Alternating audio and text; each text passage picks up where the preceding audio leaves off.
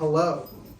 You're receiving this message along with several other messages that you'll receive this week, both via email and via text. This is a video communication to tell you about all the things you should know in preparation for your participation in the 300th anniversary, which is scheduled for Saturday at 5 o'clock p.m.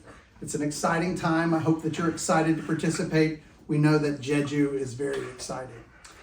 This celebration will begin promptly at 5 o'clock p.m. We ask that you come a bit early so that you can be seated by the ushers. We have such a volume of people that it's important that you arrive with enough time that you have time to be seated and to be prepared for the service that is to take place that afternoon. The service itself is only going to last about an hour and a half and will be followed by a reception that's held at the Bates House. But before we get to all that, it's important to know where you can park. We'll have such a large amount of people in participation of the event that we're going to have to open up parking in a couple different spaces that are new and slightly different. All the traditional parking spaces that we've had at Caroline Church, all of those spaces will be open. If you have a specific mobility issue, look for an individual with a high visibility vest and a flashlight. They're the parking attendants. They're there to help you and assist you in parking in a specific spot or space.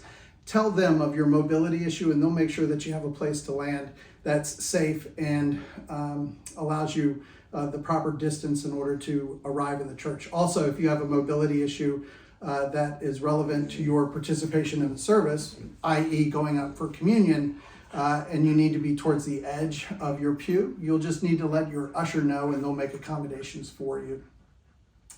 Parking will be made available in the traditional lots held by Caroline Church, as well as on 25A, as well as the Setauket Presbyterian Church across the street.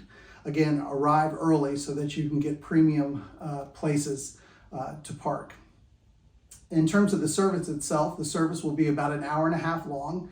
It will conclude at around 6:30. After the service is over, we will all follow the path down Bates Road to the Bates House, where we'll have a reception with elected officials, bishops, and lots of friends that you may or may not have seen in a long time. Importantly, childcare will be provided for both the blessing and the reception.